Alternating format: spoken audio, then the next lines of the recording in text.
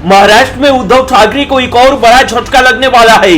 दरअसल बेमेल का बना गठबंधन अब टूटने के कगार पर पहुंच गया। आने वाले दिनों में शिवसेना, एनसीपी और कांग्रेस की जोड़ी टूटनी तय मानिए। महाराष्ट्र में कस्बा पेठ और पिंपरी चिंचवाड़ 2 विधानसभा सीटों पर 26 जनवरी को उपचुनाव होना है। इस चुनाव ने राज्य में महाविकास आघाड़ी के अंदर विभाजन को उजागर कर दिया।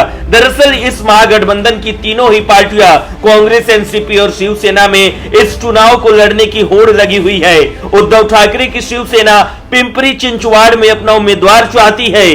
खास बात यह है कि इस सीट से एनसीपी साल 2009 से चुनाव लड़ रही है, तो वही कांग्रेस अपने लिए कस्बा पेठ सीट चाहती है। एनसीपी के सूत्रों की माने तो एनसीपी पिंपरी चिंचवाड़ को किसी भी कीमत पर शिवसेना को नहीं देगी, लेकिन कस्बा पेठ के लिए कांग्रेस का दावा स्वीकार्य है। इसके अलावा शिवसेना सांसद संजय राउत ने कहा कि पिंपरी चिंचवाड़ सीट से चुनाव लड़ने के लिए शिवसेना के कार्यकर्ता पार्टी पर दबाव बना रहे हैं। इस सीट के लिए उद्धव की सेना का दावा राहुल कलाटे के प्रदर्शन पर भी आधारित है। राहुल कलाटे ने बीजेपी के दिवंगत नेता लक्ष्मण जगताप को कड़ी टक्कर दी। लक्ष्मण जगताप के देहांत के बाद इस सीट पर उपचुनाव हो रहा है। अब मामला इस तरह है कि जब राहुल कलाटे ने चुनाव लड़ा था तो शिवसेना का विभाजन नहीं हुआ था, और जब उन्होंने शिवसेना के उम्मीदवार के रूप में चुनाव लड़ा तो उन्हें एनसीपी और कांग्रेस दोनों का समर्थन मिला।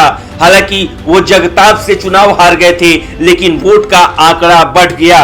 एक रिपोर्ट के मुताबिक राहुल कलाटे ने इस बात की पुष्टि की है कि उन्हें चुनाव लड़ने के लिए शिवसेना नेतृत्व से फोन आया था, तो वहीं शरद पवार वाली एनसीपी पिंपरी चिंचवाड़ सीट को अपने हाथ से निकलने नहीं देना चाहती। एनसीपी अपने पकड़ वाले क्षेत्र में किसी अन्य पार्टी को नहीं घुसने देना चाहती। पिंपरी चिंचवाड़ सीट एनसीपी के लिए महत्वपूर्ण हो गई है, क्योंकि इसे जीतने से शरद पवार को आगे की लड़ाई में पुणे से मदद मिलेगी। उधर एकनाथ शिंदे वाली शिवसेना ने बीजेपी के लिए दोनों सीट छोड़ दी है, क्योंकि ये दोनों ही सीट बीजेपी की थी। कस्बा पेठ से मुक्ता तिलक और पिंपरी चिंचवाड़ से जगताप विधायक बने थे, और इन दोनों ही विधायकों की मौत हो चुकी है। इसके अलावा वरिष्ठ कैबिनेट मंत्री चंद्रकांत पाटिल ने संकेत दिया है कि वो विपक्षी दलों को पत्र लिखकर उपचुनाव न लड़ने का अनुरोध करेंगे, लेकिन चुनावी गणित को ध्यान में रखते हुए एनसीपी प्रमुख शरद पवार ने बीजेपी की याचिका को खारिज कर दिया। ऐसे में इन सीटों पर लड़ाई जबरदस्त होने की उम्मीद है। ब्यूरो रिपोर्ट, न्यूज़ चौक।